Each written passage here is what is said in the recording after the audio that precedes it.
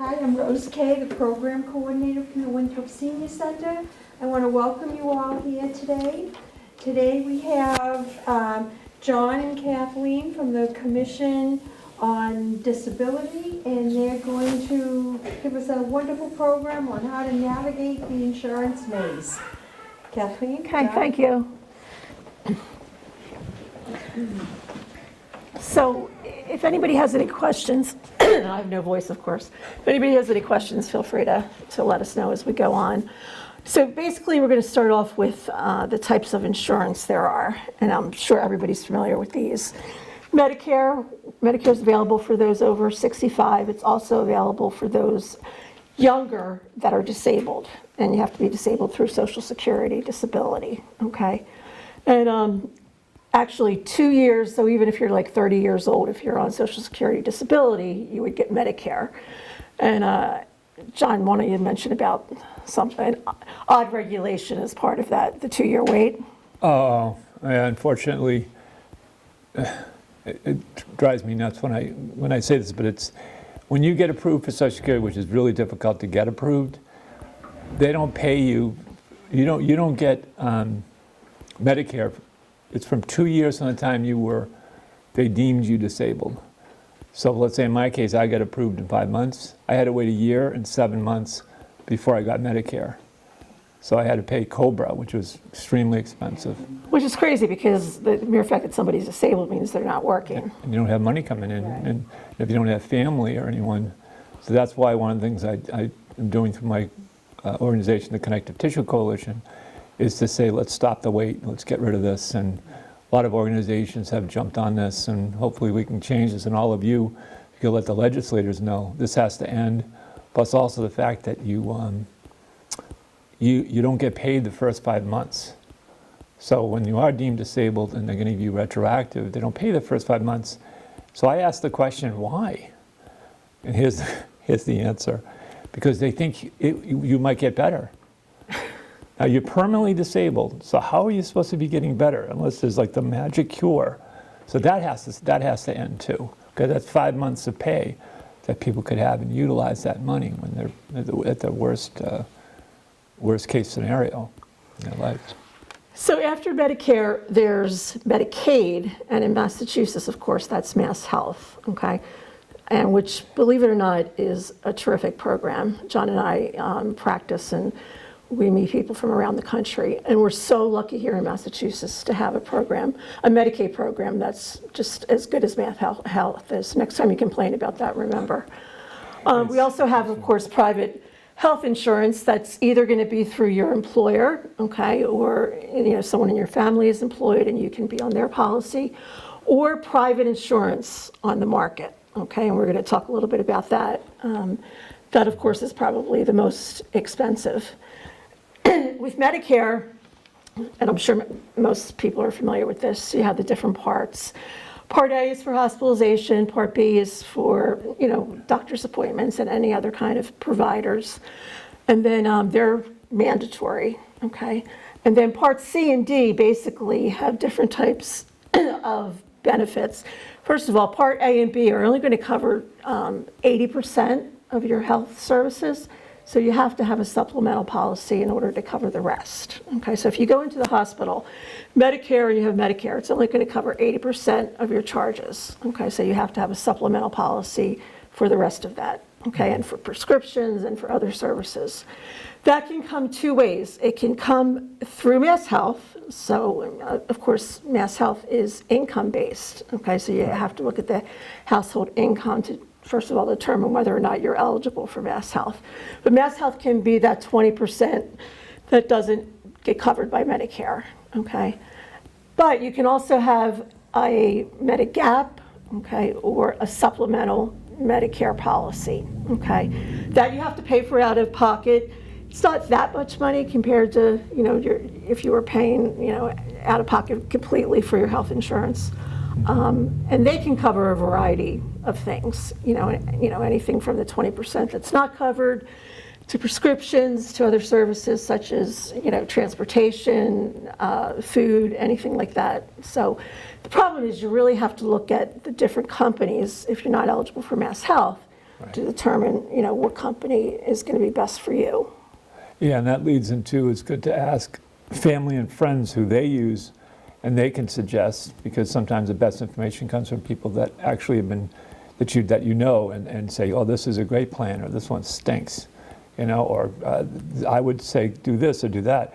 But another great resource, because we're going to go through a lot of different resources, I'm going to go through to help you with going forward with all kinds of issues, but it's really good to get to know your state representative who represents where you live. And of course in Winthrop, you have your representative. The reason why it's so important to get to know them is that there's a lot of things that they can help you with. Plus, they can tell you what's available in the state of Massachusetts, or when I do my advocacy throughout the country, depends upon the state. The representative should know and the governor should know what's available, what isn't available, because there's a lot of programs that are out there and nobody's aware of them, and they miss out on it. Yeah. So, and by the way, you are allowed to change your supplemental policy, usually at the end of the year. On television, you see all those advertisements for, call us for a supplemental policy. So, and again, you're going to ask, you're going to be connected to someone who is actually trying to sell you their policy, but it's good to, if you're not happy at the end of the year, look at having another type of policy in place for that supplemental. Typical amount you'd pay to cover everything that Mass Health pays? I'm sorry, could you just Do you know like an average amount you'd pay to get everything that Mass Health would cover? what do you pay, 100 and, I don't have Mass Health. no, the supplemental policy. Oh, God. $174. Yeah, it's usually Is that less than 174? 200. Yeah. Yeah.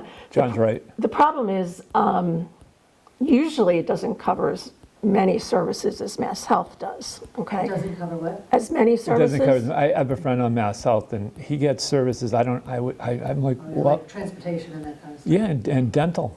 Oh, dental, right. And I'm like, what?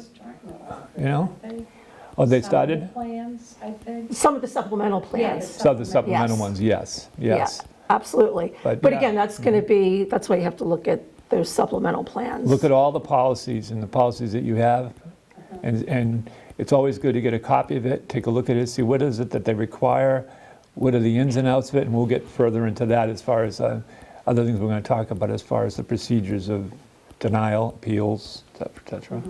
I have a supplemental with Blue Cross and deductible of around $7,000. I pay no premium though. Yeah, that's the problem. The deductibles are usually high with those Yeah. supplemental Yeah. policies. And, Yeah. you usually don't hit them, or you may if you have, significant health problems. But that's why you have to look at what's best for you, in terms of what your situation is. But it can still be expensive. Yeah. And then, of course, that falls upon the legislative side of it, is your voice is really important to let your representatives know about all these things, because people can't live on the things that are out there, and things that are out there that should be free aren't, So it's really important to let your legislators know. And in regards to like Medicaid, like insurance coverage, as far as Social Security, who can live on $700 a month, for SSI, or now I think it's 800. Yeah, roughly. I mean, and then you can't make over a certain amount of money. So insurance also has a lot to do with, can you afford it? Can you afford to pay the amounts of money? That's where Mass Health, like Kathleen said, I'll double down on that. It's an outstanding program. I deal with people all over the country, and we don't live in a country of 50 states. We live in a country of 50 countries, because they're all different.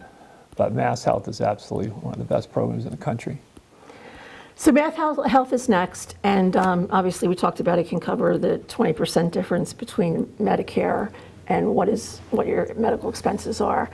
Mass Health is also used to cover skilled nursing facilities. Okay, so if you go into a skilled nursing facility, Medicare will not cover that, Mass Health will. So then the problem becomes, if you have income or assets, okay, you're not going to be eligible for Mass Health. Okay, Yeah. so it's kind of, it's a tough situation. A lot of people ask me about having what they call the MAPT, It's a trust. It's a trust whereby you put your house, which is usually your most significant asset, into a trust. Your children are the trustees, so they control it, and they will also have the benefit of the house when you die, okay? You get what they call a life estate, so you get to stay in there, all right? But the positive point of this is that your nursing home is not going to be able to take your house in order to pay for your nursing home, okay? Right. This is very, very complicated, and you really need to go to a lawyer that, that's just pretty much all that they do. There is a look-back period, so in the year 2000, if you set up this trust, and in 2003, you have to go into a facility, okay, then the trust isn't going to mean anything. They're still going to be able to go after your house, okay, to pay for your nursing home, all right? But if it's beyond the 5 years, then you're going to be okay, all right? So a lot of people always ask me about this, and, it's something that can really, really be significant. I mean, our mother-in-law refused to do this with her house, and what happened is, she lost the house in order to pay for her health care in the skilled nursing facility. So, it's something that, can be important. But for the person that owns the house, you're like, well, it's my house, right? Yeah. Does So, that cover assisted living too? yes, Oh, it does, okay. yeah. So in Mass Health, what if you have low income, but you have like 40,000 in the bank? Do you still qualify? Usually for Mass Health, assets aren't going to matter as much as your income. So 40,000 wouldn't really matter. And having a house wouldn't matter, okay? Until it comes to, that's for, regular Mass Health, but when it comes to, living in a skilled nursing facility, then it matters, okay? Yeah. Because then they're going to take out of pocket anything that you have. And again, will force you to sell the house if you don't have a trust like this. All right. That's why it's so important to go up front, look at everything, evaluate what programs are out there, what you should protect yourself with. If you have children, how to protect them. There's a lot of ways to, like a special needs trust if a child is disabled, or bulk up your life insurance plans if you have children that are affected or disabled. But the money can go into a special needs trust, so that way the child would have this money going forward, but they wouldn't be able to take $100,000 out. They would be limited to a certain amount of money, so that way they wouldn't lose their Social Security too. That's the reason why you do it, special needs. So under Mass Health, I put at the bottom masshealthconnector.org. Okay, that's the website where you can apply for Mass Health. But it's also the website where you can apply for private insurance, okay? Now, a lot of times, again, private insurance is going to be through your work or someone in your family's work, okay? So then it doesn't really matter. But if you're self-employed or you're not employed and you have to get health insurance on the open market, then you go to the Mass Health Connector and they'll be able to present you with different types of insurance policies, which of course can be expensive out of pocket. As an individual, because I'm self-employed, I pay like $800 a month for health insurance, and it's not even the best policy, although, it's good enough, but health insurance can be expensive. If you're on the open market, okay, to get insurance, you're not employed, you don't have Mass Health, you don't have Medicare, then basically most of the insurance is going to be under the ACA or in the Affordable Care Act, okay? And yes, that previously was called Obamacare, and everybody has negative or positive, discussions about that. No but- politics, no politics. Yeah, no politics. I mean, the bottom line is that what it does bring to you at this point, and again, this is for a health insurance plan that's on the open market. Question, okay. I have a private insurance from my previous employer. So that you call that is a private insurance, correct? And I have already a trust, a revocable trust.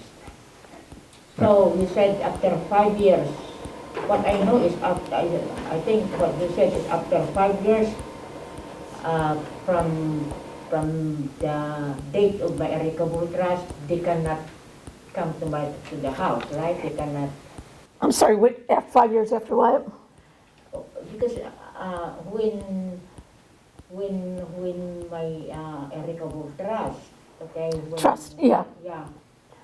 The attorney that did the trust, they said that after 5 years, they can, God forbid, if I am disabled or whatever, they cannot go before the house, right? Right, Yeah. correct. So if you have this trust, But my question is, of course, what if after 5 years, okay, I am still good, so that is good. So in the long run, okay, if I have to go to the nursing home or whatever, what, can I go to the government to, Mass Health is going to pay for it. oh, okay. Yeah, that's the advantage of having the trust. Yeah. After 5 years, then Mass Health is going to pay for it whichever way. That's unless you have long-term care insurance, which is, a whole different section. My mom had long-term care and it covered 7 years in different facilities. And Right, and do you know how much she paid for it, like monthly? Not that much. She got it when she was 60, I think. Yeah, It wasn't that much, but I actually called. Good. It's like Yeah. really expensive and doesn't cover nearly anything. yeah, that, again, it depends on the policy, but that's certainly an alternative to get long care policy Definitely insurance. evaluate all the policies, and then each state has an insurance commissioner's office. A lot of people don't know that, and that's another good source for getting information. So some of the good things that came about with the Affordable Care Act are that, number one, they cannot not give you insurance because of a pre-existing condition, okay? And that was not the case before, all right? So they could, and again, these are plans that are on the open market. This isn't Medicare or Mass Health. Yeah. If you're looking for a plan that's on the open market, they used to be able to not give you insurance if they wanted to because you had a pre-existing condition, because obviously that was going to be more, expensive. And that changed because of the hard work of a lot of advocates and families Yeah. fighting for the injustice. The other thing that's really important is if you have a young adult child, okay, who is disabled, well, first of all, you can keep them on your insurance till they're 26 years old if you have a young adult, okay? If they're disabled, most policies allow you to keep them on for much, much longer, okay? So, that can be important, but Obamacare itself, or the Affordable Care Act, established the fact that you could keep them on until you're 26. And then you mentioned COBRA, so your health insurance is through your old employer? Yes. Okay, so COBRA also, again, if you are separated from your job through termination, where you quit or whichever way, whatever happens, layoff, then you have to have COBRA available to you, Yeah, I okay? got tax from my previous employer. And how about the money that I got from SSA? So the nursing home will take that money? Money from where? Social Security, No, it- SSA. No. I'm not, example, okay, if I go to the nursing home, okay, so the money that I got from SSA goes to the nursing home, is that right? Yeah, because you're basically, I think it's minus a little bit, but that's your home now, right? So all of your room and board and food is paid for through the nursing home. So yeah, they get your Social Security check. COBRA, again, it's mandatory that it's available. It depends on the policy that the employer has, how long it's available. But you have to pay for it, right? So it's almost like being on the open market. You're going to pay, $800-900 to have COBRA, all right? So the good part is you'll have coverage. The bad part is it's still going to be expensive, okay? You have to have health insurance in Massachusetts. If not, there's tax consequences, which we won't talk about. But a very high percentage of people have health insurance in Massachusetts as compared to other states. Okay, so arguably that's a good thing. So how do you appeal? Okay, if you're denied services by your insurance company, whether it be Mass Health, whether it be Medicare or a private insurance. I quoted in the PowerPoint in GL section 111, or chapter 111, section 78, patient and residents' rights and responsibilities. Okay, that's like a 3-page thing where if you'd like, you can just give me your name and I'll email it to you. But it basically goes through what your rights and responsibilities are. Everything from your ability to, appeal and disagree with a medical decision that the insurance company is making, to your right to have your medical records, and a whole bunch of other things. So that's kind of where you start to make sure that... One powerful element, though, is to get to know your patient representative. That's very, very key. Usually people go to the patient representative when there's a problem. It's good to be able to introduce yourself, talk to them, and if you have a question, ask them a question, because they can be very helpful if anything does come forward with a denial. They do work for the insurance company, but having a relationship absolutely helps the situation and the understanding of what's happening. Yeah, all this is going to differ by what insurance company you have, aside Yes. from Medicare Absolutely. and Mass Health, that's a little different. But anything else is going to depend on what insurance company that you have, okay? So And you're what going to they- have an appeal process. Yeah. It's going to be an internal appeal process within your insurance company, okay? And then after that, you could actually go to the Office of Patient Protection, okay? And that's part of the Massachusetts Insurance Commission, which we'll talk about later. If you have any kind of problem with any kind of insurance agency, not just medical insurance, car insurance, home insurance, if you have any kind of problem, you can go to the commission, the state commission, to try to solve that problem. So if you're denied, most of the time it's denied about either a treatment, a medication, or something that is you and your doctor feel is a medical necessity, okay? But your insurance company does not feel that way, so they're denying you, okay? And obviously, this is where, appeals come in, and this is where you want to know how to navigate the system so that you can get, the best care that you and your doctor believe is out there for you. And on their side, they have procedural codes that they use and diagnosis codes. A lot of is what they do in order to approve or not approve something is if you have a code for something, if it's actually in the system and identified, then it's much easier to get approved. The other thing that happens, unfortunately, with denials is it all can be, insurance companies say, well, we don't cover out of state. You have to stay in state. And that's when I get involved when people contact me. Let's say this, one example, a family, they were forcing the son to go have surgery. This is another, not Massachusetts, but this is another state. They were basically saying there's a surgeon that can do this procedure in your state that you're in that we cover. But it turned out that surgeon only had done 3 surgeries in this major surgery on this major genetic condition. So what I did was I stepped forward and I told the family to get a letter from the surgeon that they wanted him to go to, and then get a letter from the surgeon that I recommended, who was one of the top ones that has done hundreds of them, and show them the difference. And then what I'm leading to is, we had it reversed. I've never lost yet, but we had it reversed because I basically said, if this young man dies, I will step forward and say, I've warned you, I told you that they needed a surgeon that was qualified, not someone that's done it 3 times. It's always usually gets them is dealing with liability. But understanding the condition, and I'll get into that too.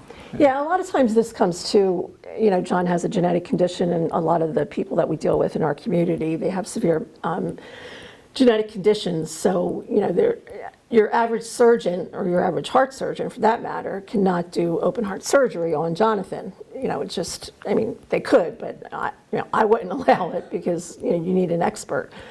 So aside from the average person, though, a lot of these denials come in terms of your medication, okay? So they're not allowing, or they're not covering a certain type of medication that's out there that, again, you and your doctor believe would be beneficial for you. Okay, so that's why, one of the major reasons that people are going to go through the denial process, because it's not fun, the process. Again, Medicare there's a certain mechanism for that. There's a form, and it's pretty kind of standard. All of the things I'm going to talk about in a second are going to apply to the government agencies. I just want everybody to realize that there are specific forms to fill out for Medicare and Mass Health. Mass Health, there's something called a fair hearing. Okay, that's used a lot with skilled nursing facilities. Okay, when you're ready to go into a nursing home, a lot of times there can be very, very, legal, strong legal issues about whether or not you had the trust, whether or not the trust was correctly set up, which, again, that's why I say you need a lawyer to do that, and a lawyer that does just that, to set up the Yeah. correct trust, because there's a lot of litigation and there's a lot of these fair hearings about going into a nursing home. And that's super important, because you don't want to go to an attorney that you've known for years, but that doesn't do this type of law. You want someone that does this law and has done it for years, and hopefully is recommended, because that can be very dangerous. So the first thing that you're going to do is, if you want to appeal something, is you're going to go to your doctor and ask your doctor if they can be part of this. All right, and a lot of doctors' offices are very familiar with the appeal process, and they will go through it with you, step by step. They'll pretty much take over, although you should know what's going on. Okay, again, don't leave your fate in someone else's hands, or you want to know exactly what they're doing and what they're not doing. Usually the first step, if a doctor's office is going to be involved, is what we call a peer-to-peer conversation.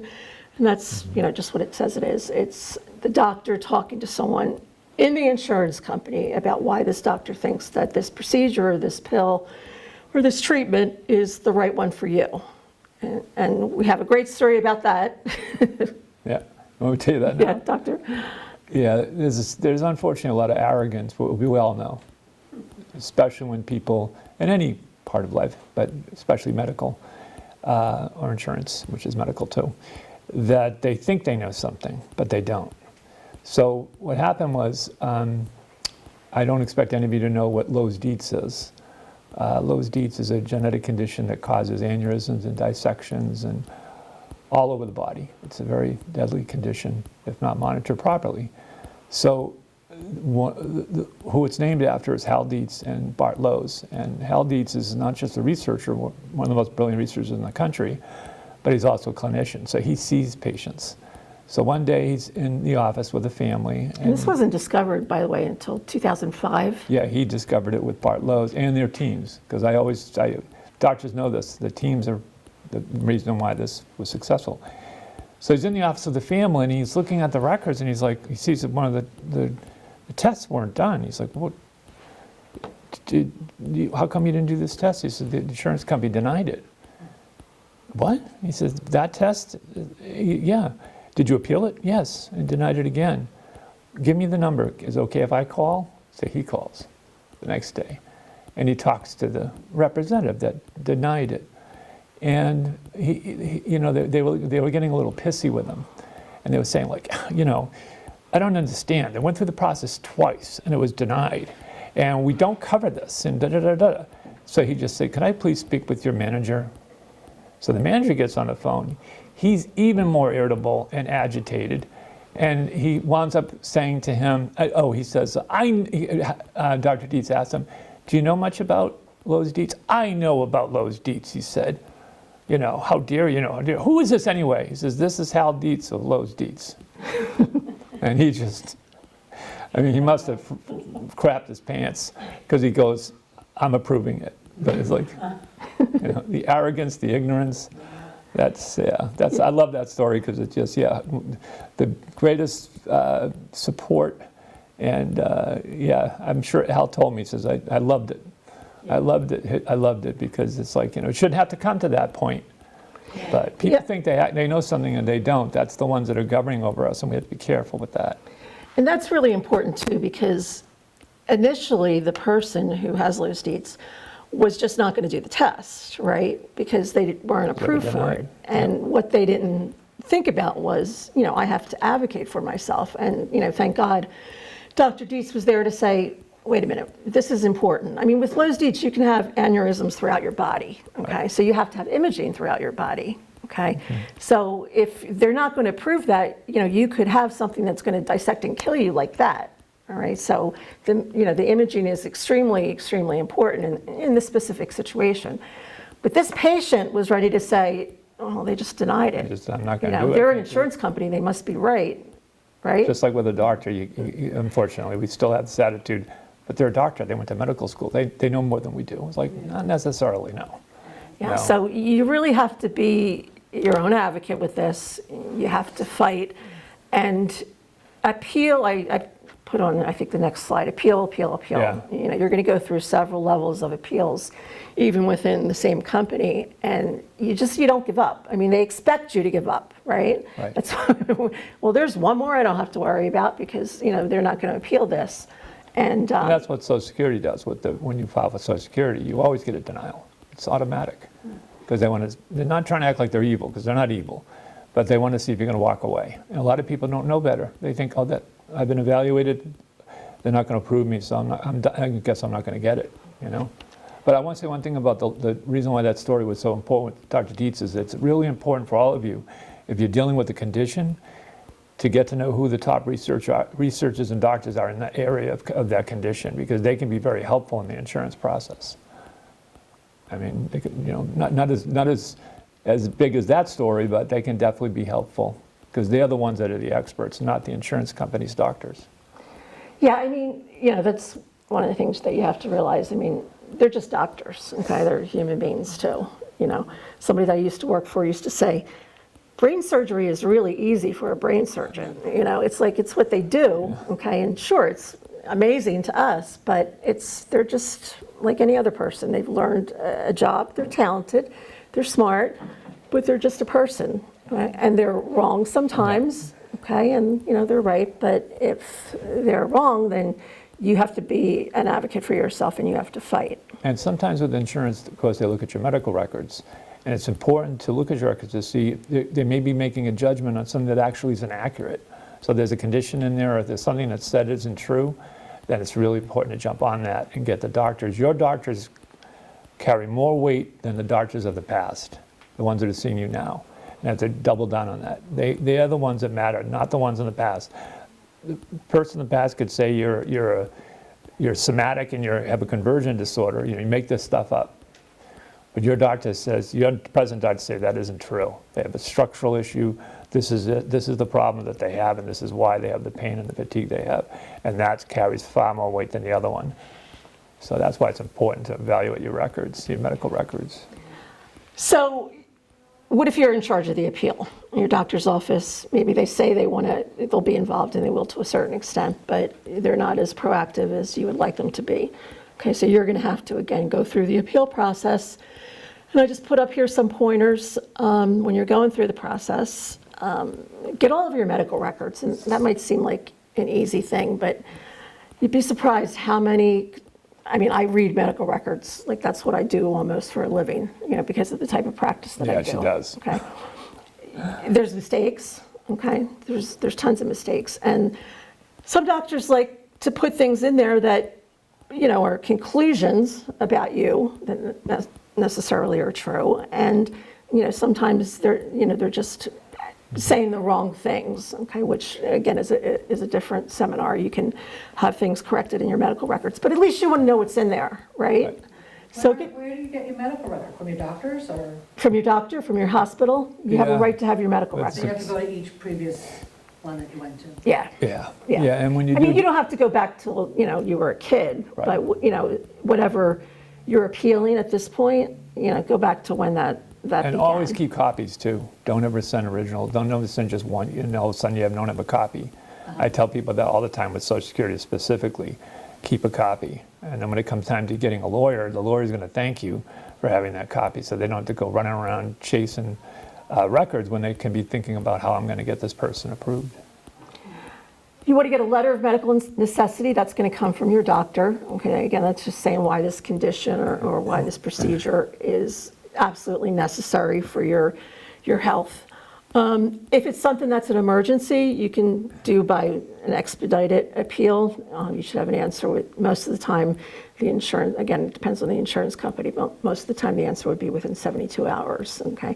And we see that a lot because a lot of times people, all of a sudden, their aorta has grown significantly and they need emergency, they need surgery like yesterday, okay? And if, you know, your insurance is going to cover it, you know, you have to go through that appeal, an expedited appeal. Make sure that you follow the timelines that they set out. What's going to happen, again, you're going to get Yes. appealed a couple times, and each time they're going to give you we must have this by this date, okay? And, you have to make sure that you are very good about seeing that everything is in by the, by whatever timeline they give you, okay? Because they'll just deny it based on the fact that you didn't get it in within the time that they wanted you to get it in, all right? I mean, Social Security is great at that. Oh, you're denied because, you didn't get this in within 10 days, whatever. And make sure you write down who you spoke to, the extension, the telephone number, even an email would be great, because a lot of times, I know I do it sometimes too, I forget to do that. And if you have that information, you can go right back to that person and say, on this date, this is what we said, or you can send them a recap of what you talked about today in an email to them. Then you have proof. That's very helpful. So after the internal appeals, and again, there could be several, okay, then they're going to tell you for the last time, this is denied. And then you can go outside of the insurance company, okay, to appeal it. And in Massachusetts, there's an appeal by an independent review organization, okay? And I just put, you can get help with that through the Consumer Assistance Program through the Department of Insurance, again, which I talked about earlier, which can be really important. So everybody always says to me, well, this is like a full-time job to do all this, right? And it is, okay? It's a lot of work, but it's your health. And it's something that, and if you need, help with other people, John and I are always here, of course, locally, but, there's always people out there to be able to walk you through things. And I know we didn't say this, but I'm a national disability and medical advocate for the country. And I've been doing this for 23 years, and I deal with close to 250 different conditions. So I'm always here to help. Do you find that most appeals are successful? In the end, Yeah. yeah, absolutely. I mean, unless it's something that's, and we'll talk about, like sort of new treatments that are outside of the realm of what, the ordinary doctor would understand. Yeah. But yeah, it's the same thing we talked about with Social Security. It's almost set up so that you're going to be denied initially a few times. And, it's sort of like, the fittest survives, right? Survivor Island or whatever it's called. You just have to keep on doing it. And yeah, I find that most of the time. I never heard you use it as a reference in a talk before this. That's pretty lame. So does it make a difference if you have a patient advocate? Do you think it betters your chances in the appeal process? So, Yeah, well, you go ahead. well, no, what do you think? No, yeah, it does. If they really have good experience, absolutely. Especially if this is what they primarily do. Yeah. That's awesome. If you can get someone like that, that's great. Where do you get the patient advocate? Right there. Well, there's a lot of really great patient advocates, but there's a lot of ways to get them. Sometimes the state representatives know who some of the advocates are. The governor's office, anyone who deals with health services may know an advocate. There's senior center. Multiple locations have connections with advocates or advocate organizations. There's so many. How would you suggest getting to know your state rep? Just making an appointment and going in and talking to them? He comes here once a month. Yeah, that's true. Yeah, that's true. Yeah. Yeah, I mean, we're lucky. Okay. Yeah. Yeah, we're lucky with that. Yeah, that's true. A lot of times, for the average person, maybe who doesn't have that, advantage to actually meet your representative, call the office. They're going to have someone who's specifically set up to listen to those type of issues, okay? So for instance, I had somebody last week where Social Security, a client in Social Security had lost her file. It wasn't electronic, So we contacted her representative's office, and there was someone whose job it was to see that this was straightened out, and it was straightened out, okay? So, I mean, it doesn't always So work. it's always also, But yeah. if you don't have a specific issue, like how do you get to know your? Well, with Come here. Yeah, just introduce yourself Yeah. and then maybe even, because I deal with a lot of legislators in a positive way. And they've taught me so much about what they need to know from us. They we can't help you unless you tell us about your problem and what you need. Because otherwise we just, we can't do, what can we do, Yeah. But yeah, just keep all the information though, of who you talk to and and build a relationship, just like, and I know this is more we're going to be doing advocacy talks coming up soon, but it's important to build your teams, to build a good medical team around you and your kids and everybody, to build a good legislative team. It's important because these things will enhance lowering the issues with insurance companies and problems that you're going to have when you have more. I call it the power of CC. So if I'm helping a family, I say, as long as it's pertinent, I'll say CC your state rep, CC the representative of the government's office. When an insurance company sees that, they back off because they're like, we don't want this exposure. So remember that, the power of CC can be incredibly Yeah, you know, what's funny, when we first started doing this 20-some years ago, just because of John's condition, we'd go to a national conference, and he would just like walk up to the doctor who just spoke in front of 500 people, and he'd introduce himself and start talking, and I would be like, "What? Wow, you talked to Dr. Dietz or whoever or whatever." Now they call him to say hi, okay? And you know what? He has to have major surgery in July because of his Marfan syndrome, and he's getting the best doctor in the country, okay, because he did that, all right? So, don't be afraid to... He's right here in Boston. I've known him for years. Yeah, but don't be afraid to, meet your representative when they're here, no, absolutely, okay? and to get become know them. friends with your doctor's receptionist. But also offer to help them, too, because there's things that they need help with. I'm sorry. Yeah. Lydia Edwards is our state senator. Lydia Edwards. And the rep is, Jeff Turco. Lydia Edwards is the Senate representative. So what is Catherine Clark? She's our federal. She's a federal. Yeah. Okay, gotcha. but I think if you subscribe to the news from the Council on Aging, you'll see what his hours are. Oh, I okay. think it's once a month. Once a month he comes. Yeah, and it's a group of people that will just talk to him about their issues, right? Right. I've never been. I have yet to go. I keep saying I'm going to get there. It's Yeah. in the newsletter. It's That's, like 10 to, it's about an hour and a half, like 10 to 11:30. the old saying, knowledge is power, is so true. I mean, having the access to what you need to do and build up those teams, I can't tell you how many people have been helped by doing that. Because then you have people that have your back versus they don't know who the hell you are. You don't want that. So I put on this slide appeal packet, which is just, kind of a checklist of everything that you want to have. And this is each part of the appeal, okay, with the insurance company. Again, there's going to be several. The letter of medical necessity we talked about, your medical records, research, if it's something that is maybe, different or rare in terms of your disorder or disease or medication.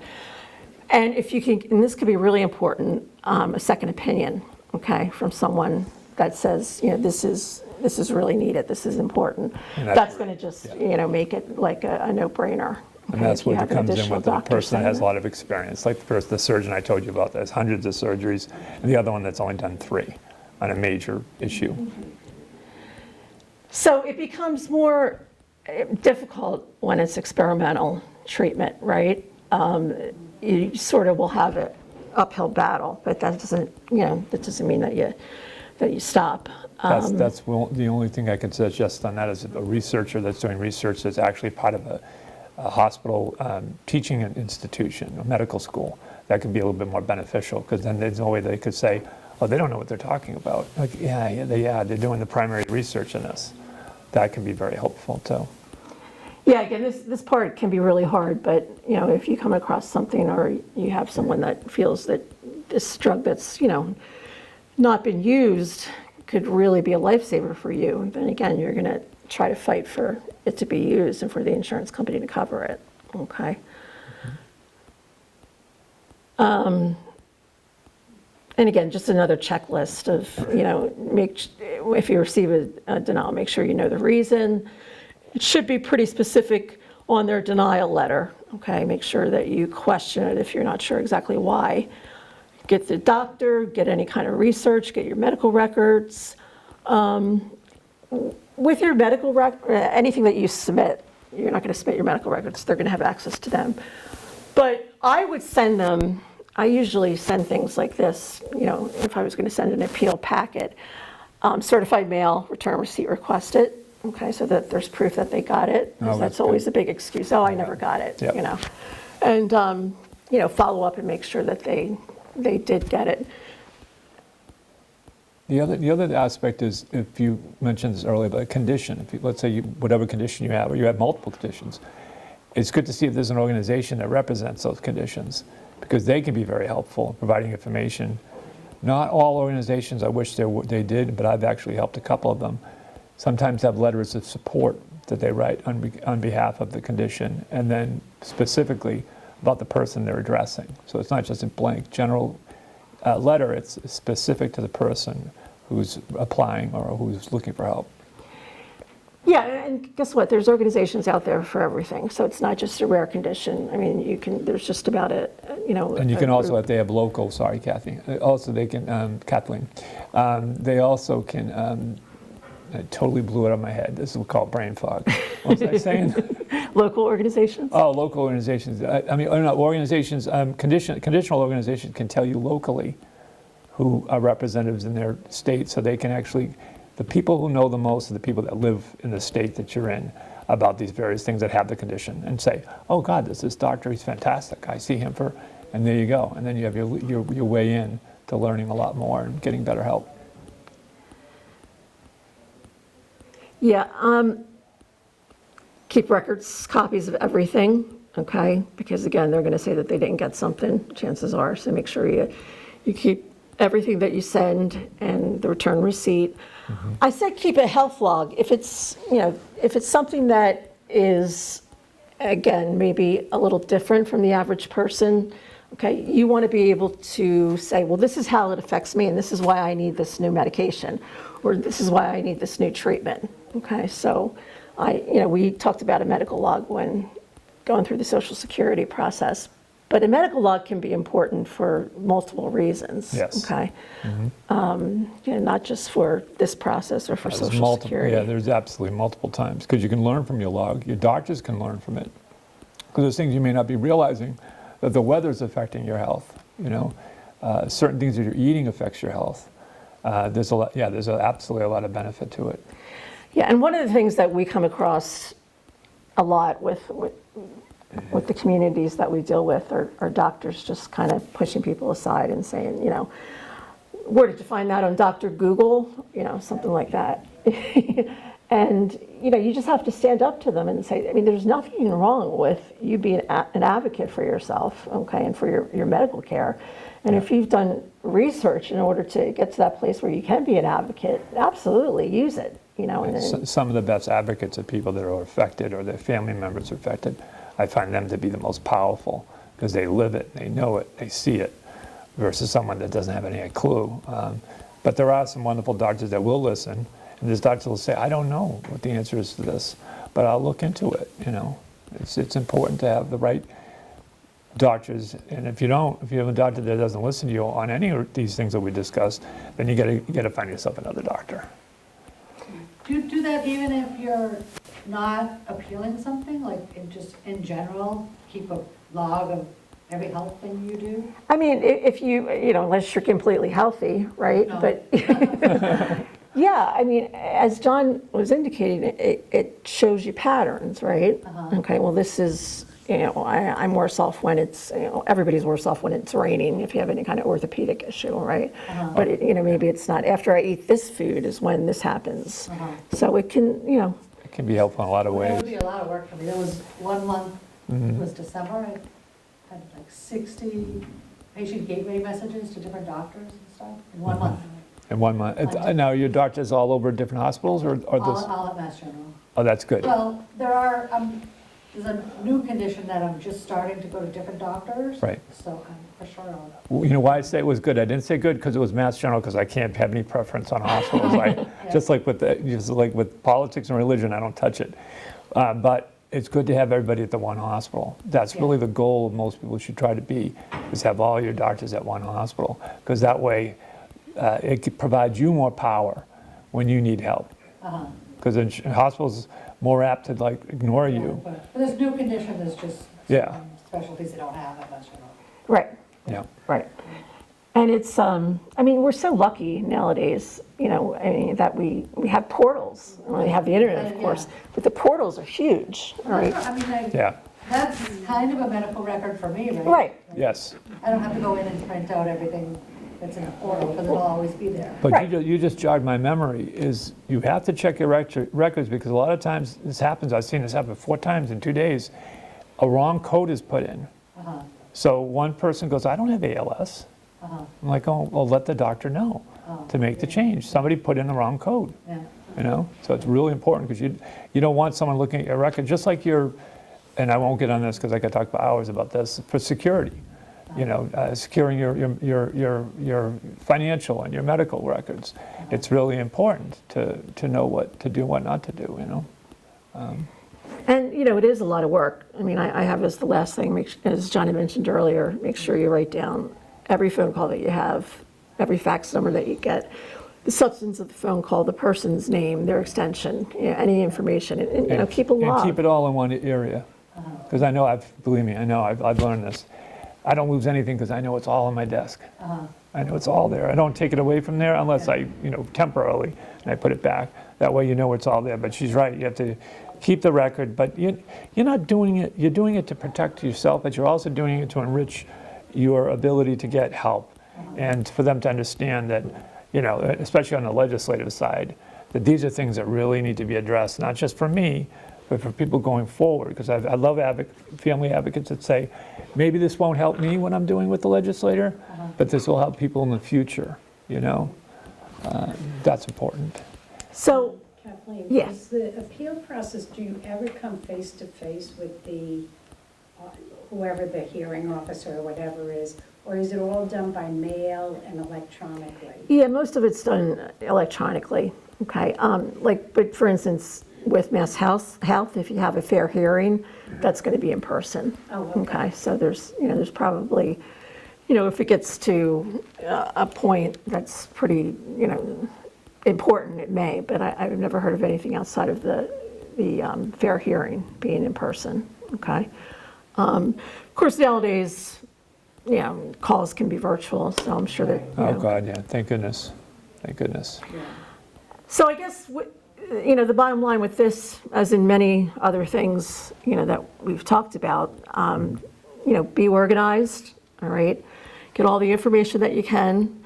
You do research, but don't forget that there's people out there to help, okay? Yes, 'Cause yes, a lot of people out there. Again, this can be overwhelming. I mean, it's, you know, it's easy for us because we've been doing it for 20 years and because, you know, he does all kinds of research and I do all kinds of reading of medical records, you know, so it's a little, you know, it's a little easier than the average person, but, you know, go through your portal, see what the doctors are saying about you. And make sure the records are correct and the codes are correct. Anything, Which I guarantee you'll find mistakes. Once you finish your wrap, I will get into my stuff, just some things I haven't. Okay, You sure? You all set? yes. Okay, I don't want to step on her toes. So I did mention a lot of the stuff already about the patient representative. I put 3 big stars. So knowing a rep in your insurance company that can go forward helping you is really important. Because then you know and say, hey, Barbara, I'm calling you about this. And maybe it'd be a denial by one of the other people, because it isn't her or he that are going to deny you. It's going to be someone else. The claim representative, most likely, is going to be the one. So maybe they can talk to them and say, you know, I do know this person, and this is what this person's dealing with. And it can be very beneficial, because it's coming from the inside, not the outside. So, Every private insurance company has a patient representative? yeah, they have different names for them. Okay, I like, got confused because I was like looking online this morning. I'm going, Jesus.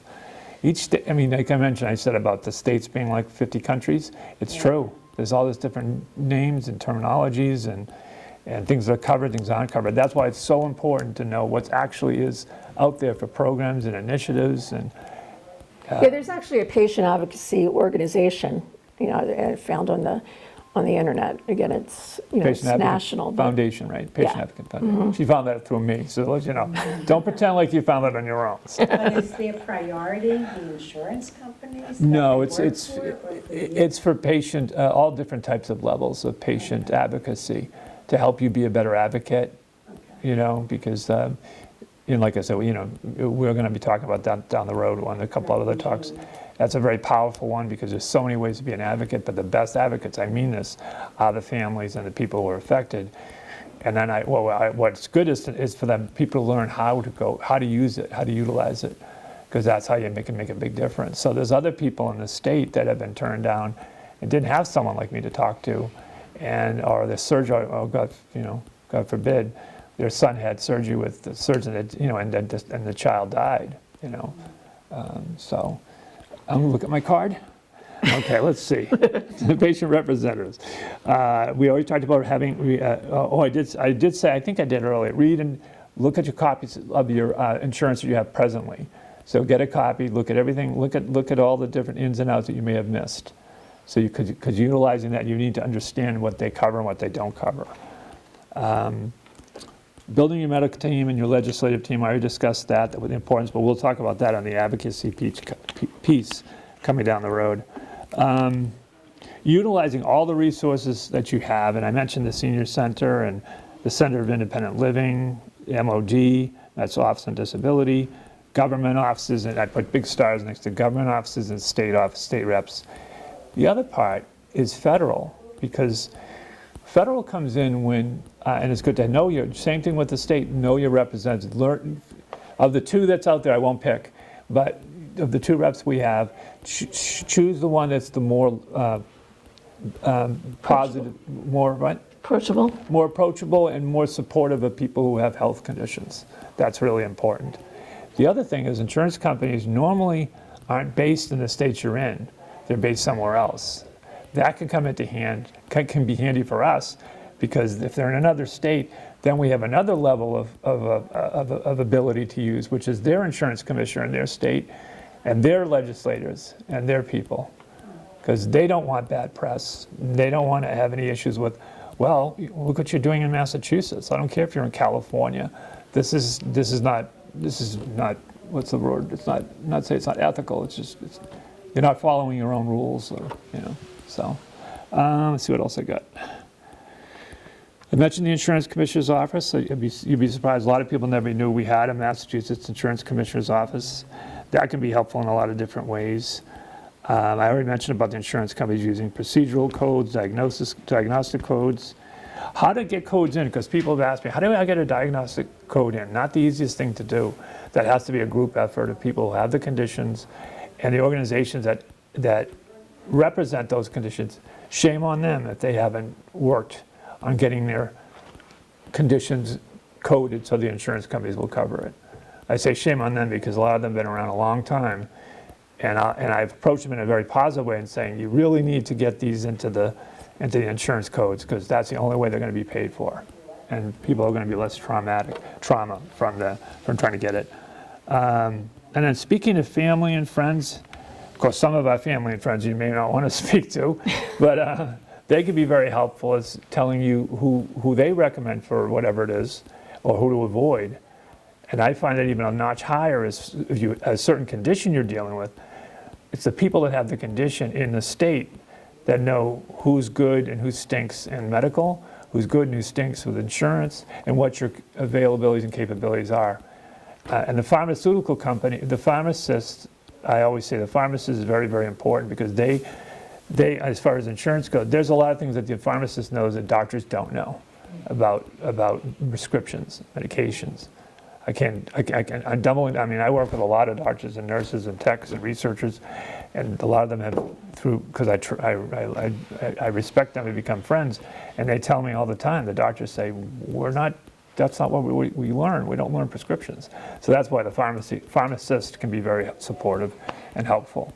Yeah, I mean, appeals happen a lot of times with medication because, some doctors, or more than one doctor will find the medication can be used effectively, but it's not on label to do that. So when it was approved by the FDA didn't approve it for X. They approved it for Y and Z, okay? And this doctor wants to use it for X. So that's going to be an insurance appeal, I have okay? a question about drugs. Yeah. Is there any laws about availability of prescriptions? For example, it seems to me it used to be you would get it the same day or at worst the next day. Oh, you mean talking about getting it filled? Yeah. Yeah, well, I that's- had a prescription Yeah. that took 6 days. to get Yeah, that's the filled. biggest thing that's happened in the last year is supply of Yeah. medications. Is there any legislation or rules of? No, and it's a huge problem, Yeah. especially when it comes to pain medication. Yeah. You know, obviously, everybody's heard about that. Oh, yeah. And it's But, getting- you know, it's, you know, we deal with people that are chronically ill, okay? And some that pain medication, not a lot of it, but just the little that they take is able to take the edge off the pain, okay? Not get completely Never gets rid of it. rid of it. Yeah. And yet, the controls that they put on the pain medication is just absolutely outrageous, you know? And people are literally suffering, okay? And it's something that's pervasive. Every day when I went in to check on my medication at CVS, I'd say, you know, I'm not doing well. And every day I don't get Yeah. this, I feel worse. Right, Yeah, Tell them that every day. right. But they didn't seem, and I said, you know, yeah. it seems like availability of medications has changed. And they actually said that corporate CVS deems certain medications that can't be, they're not allowed to keep them in stock. Oh, I know, that's insane. You have to go to Yeah. a warehouse, and for that, first your CVS has to Yeah. request it. The warehouse takes 24 hours Yep. to process it, and then another minimum 24 hours to ship it. So that's 3 days right there. I don't see how that's acceptable. So that, well, if somebody were here sitting regarding supply and demand, let's say we don't have enough supply, you know, Yeah. we're manufacturing, we're having issues with availabilities. It said no. You know, but this is what they would say. Oh. And I say, well, that's when you need to get the legislators involved, not just state, Okay. federal representatives involved and say, you know, this is insane. Yeah. And also, a lot of the decisions, you're not going to be surprised, but it's just so true. A lot of things that have been done act as if they were laws, but they're not laws. They were guidelines. So like the CDC guidelines, that was not law, it was just guidelines. Anyone could write a guideline. That doesn't mean you have the right to follow it like it is law. And that's what they've done. They were afraid, like with the opiates, you know, and that's something I'm very, very involved with is advocacy, is knowing the truth about it, because most people who become addicted are those that have a predisposition for addiction. So I know people that are alcoholics, they have an addiction. Yeah. They don't want to take an opiate. They're afraid, like, geez, if I take this, I will become addicted to this. That's a different story. But it sounds like you have pain. I have a lot of chronic pain. It wasn't a pain issue, it was something else. That was something else. Yeah. Well, see, for just It's like real. a new medication, they decided they're not gonna keep it on the shelves. Yeah, well, but that does have to do somewhat with the misinformation of what is something, let's say that is one of the things. They're cutting back on manufacturing things to make hydrocodone and other Well, I went to the drug supplier and they say we have plenty, we supply plenty. I don't doubt It's not that. our fault. Yeah, well, see, that's a Yeah, lot. I think yeah. what happened, my experience has been, it started with, you know, the opioid, you know, situation, and it just went to other areas. I think CVS was actually, didn't they have to pay like a huge fine because Yeah, of- and this has been recorded, but Overdosing. this is actually the truth. Yeah, CVS, what they were doing was, someone could go into Winthrop, not say, when it happened here, I'm not saying it happened here. Yeah. Someone went into a CVS, got the prescription filled, and then went to another CVS and got the prescription filled again. Yeah. That's CVS's fault. That's not all our fault. But you're right, it's gone to other areas. I mean, I have a sleeping pill, I don't use it, but I figured I'm gonna have surgery next month, and I figured, well, I better, you know, Yeah. get this prescription filled, and I have to sign for a sleeping pill. It's like the lowest, like in, This drug is not even on one of those, right, Well, see, that's regulated things. where insurance companies can be dangerous, because they feed into what's there. They say, well, we can't do this because of this. So then I always bring up, well, show me the law yeah. that says this. Show me the proof. Show me the research that proves this. so this isn't a medication that could be used for other nefarious. It's not addictive, it's Yeah. not a controlled substance, it's. No, but with just, and I was actually talking to someone who used to work in an insurance company, and I said that I hate to make things sound simple, but that's the way you can do it. If anything, if you have the facts, you make it simple. And there's a big difference between addiction and dependence. Someone who has insulin, they're not addicted to the insulin. They are dependent on the insulin. Someone who has chronic pain, and one of the only things that can lower that pain is an opiate, and nothing else can, they're not addicted, they're dependent.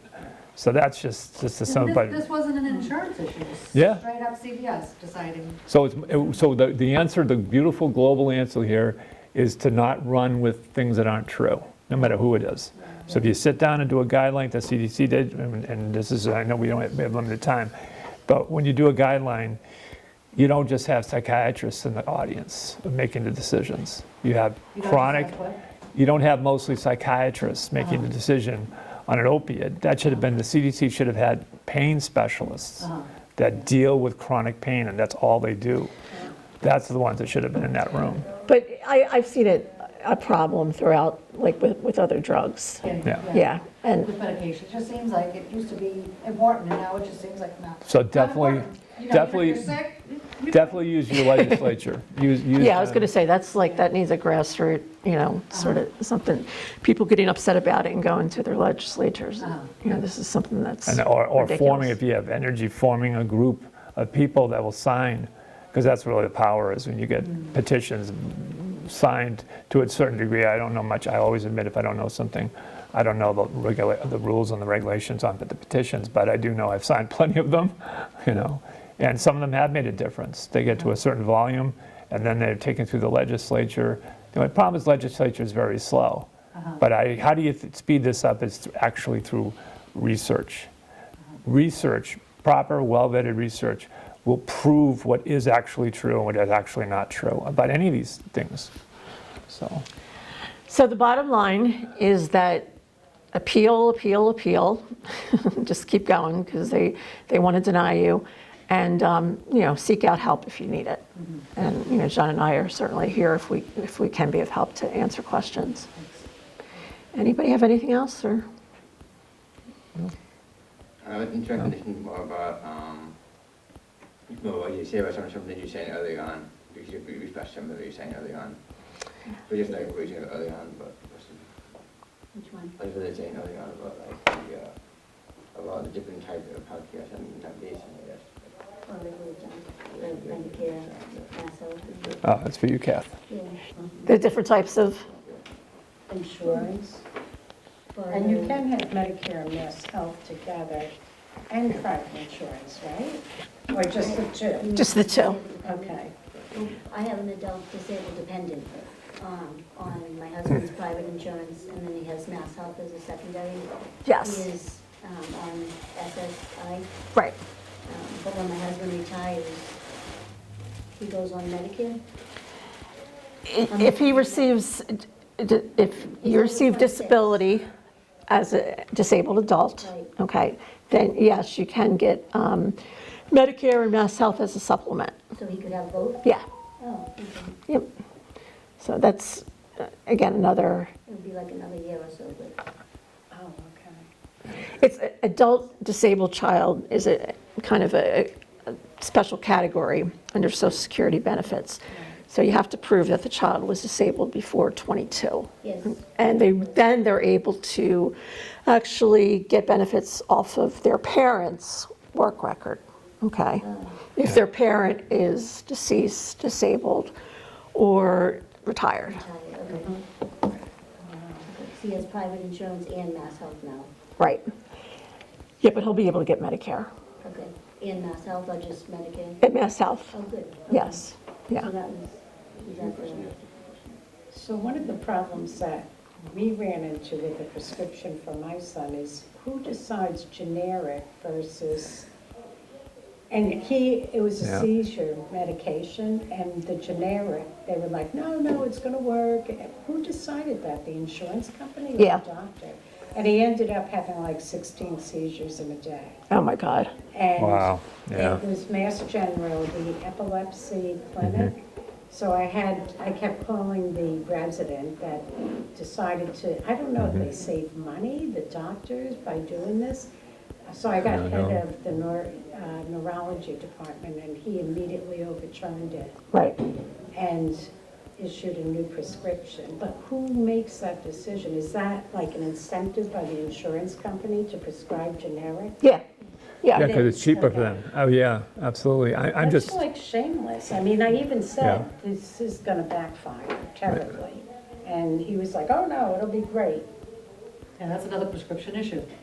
yeah, And there's a lot, appeals come a lot with that type of situation. I mean, you were lucky that you got a doctor who knew right away that, I would have yeah, brought him right to Mass General Emergency if Right. it went another day. right. Yeah, well, that's one of the biggest problems. I'm on a prescription right now that there's no generic for, and it's expensive. And it's like, I actually attended a very large, it's not a, I always forget what it was called. Heads of pharmaceutical companies were there. And me and someone from Blue Cross actually was there, and we brought up about generics. And I said, there's a lot of medications that there's no generics for, and there really need to be. And then, of course, they were looking at me like, well, because they make the prescription, they make the main one. Some of them do also do the generic. So it's a matter of need. yeah, I mean, know, the scary part is some generics do not work as effectively as the original. I mean, just, it doesn't, so Right. that's the problem. So, yeah, And there's also a what lot of appeals. the coating of some people have a lot of allergies, so that just the coating itself is the problem, and then generic. So there's a lot of stuff there, but there should be generics, and it should be, what's the other thing that, I can't remember if it's, the generic has less oversight, I can't remember, something like that, but it may have changed. Yeah, I don't think, I heard that it could be 80% of full prescription strength Yeah. and still be acceptable. But you would think they would change the prescription dose. Right, right. Well, we know in this world, there's a lot of stuff that just doesn't make sense. No, And it's all it's- dictated, I think, by insurance. Yeah, well, and we know this could be a whole separate conversation, but I mean, our system, all told, should definitely change, because we should be allowed to have, all of us should all be allowed to have health insurance. All should be allowed to get these prescriptions for barely anything, And like I said, I could talk about this for hours, but there's countries I deal with, people that would live there, that are advocates, doctors, researchers, and they're not small countries, and they have 10,000 times better health care. And it just nauseates me, because I love this country, and I want to see us make it work, because it is possible to make it work. There's ways to do this. It's just, it comes down to money, Right. Yeah, by the way, ultimately, you could bring suit against an insurance company, a lawsuit against an insurance company. That happens very rarely, because that means you went through all of the appeals. You're probably going to have to hire a lawyer to do that. But insurance companies, are under the gun just like anyone else to do the right thing, or else they can have legal consequences. and they also don't want bad press. Nobody really wants bad press, So that's another benefit, But the legislators, if they're doing their jobs, then they can be greatly helpful, because you don't want them. Pharmaceutical companies, insurance companies don't want legislators on their back. They just don't want that. Any other questions? No, this is great. Yeah. Thank you. Oh, you're welcome. Yeah, thank you. Thank you. Thanks for having us. Yeah. Yeah, it's.